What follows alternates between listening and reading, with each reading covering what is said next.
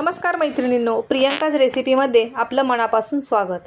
पाऊस पडायला नुकतीच सुरुवात झालेली आहे, तसेच मुलांना पण सुट्ट्या आहेत। ही मुले खायच्या बाबतीत भरपूर किरकिर करतात, तसेच खायला असं वेगळेसं काहीसं मागतात व नवनवीन खाण्यासाठी हट्ट करतात। तर आज लहानांपासून मोठ्यांपर्यंत सर्वांनाच आवडेल अशी रेसिपी बनवणार आहोत, जी ब्रेडपासून तयार होते। कुरकुरीत असे ब्रेड पोटॅटो रोल, जे पटकन तयार होतात व मुलेही आवडीने खातात। चला तर मग रेसिपीला सुरुवात करूया। ब्रेड पोटॅटो रोल बनवण्यासाठी इथे मी 2 बटाटे उकडून घेतले आहेत व त्याची साल काढून घेत आहे। आता ही साल काढून घेतलेले बटाटे मी खिसणीच्या साहाय्याने खिसून घेत आहे, त्यामुळे बटाटा हा एकसारखा होईल। तुम्ही इथे बटाटा खिसू शकता किंवा स्मॅशही करू शकता। बघा, मी इथे सर्व बटाटे अशा प्रकारे खिसून घेतलेले आहेत। आता यामध्ये मी अर्धा चमचा चाट मसाला घातलेला आहे, तसेच अर्धा चमचा गरम मसाला, 1 चमचा मॅगी मसाला, पाव चमचा लाल तिखट, अर्धा चमचा चिली फ्लेक्स, थोडेसे आले खिसून घेतलेले आहे, तसेच अर्धा चमचा जिरे पूड, अर्धा चमचा धना पूड, थोडीशी कसुरी मेथी, बारीक चिरलेली कोथिंबीर व चवीपुरते मीठ घालून हे सर्व मिक्स करून घेत आहे। बघा, इथे मी हे सर्व अशा प्रकारे मिक्स करून घेतलेले आहे। इथे आपलं व्हाईट ब्रेड तयार झालेला आहे। तुम्ही ब्राउन ब्रेडही घेऊ शकता।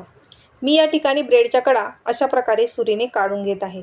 तुम्हाला तर त्या काढायच्या नसतील तर नाही काढल्या तरी चालतील। आता मी येथे एका बाउलमध्ये पाणी घेतलेले आहे।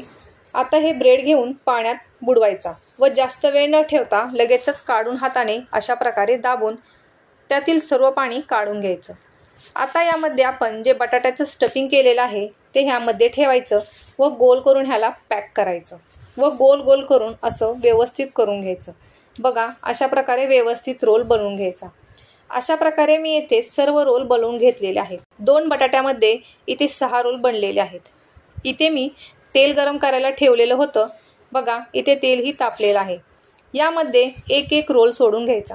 आता मीडियम गॅसवर हे आपल्याला तळून घ्यायचे आहेत। गॅसची फ्लेम अजिबात लो ठेवायची नाही, नाहीतर हे रोल तेलकट बनतात, आणि जास्त हाय फ्लेम ही ठेवायची नाही, नाहीतर हे कच्चे राहण्याची शक्यता असते। आता हे झालेले आहेत, लाईट गोल्डन कलर आलेला आहे। आता असेच मी सगळे तळून घेत आहे। इथे आपला ब्रेड रोल तयार झालेला आहे।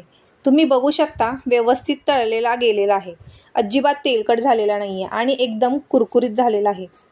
तुम्हाला माझी आजची रेसिपी कशी वाटली हे मला कमेंट करून सांगा व जर आवडली असेल तर माझ्या प्रियंकाज रेसिपी ह्या चॅनलला लाईक, शेअर आणि सबस्क्राईब नक्की करा। धन्यवाद।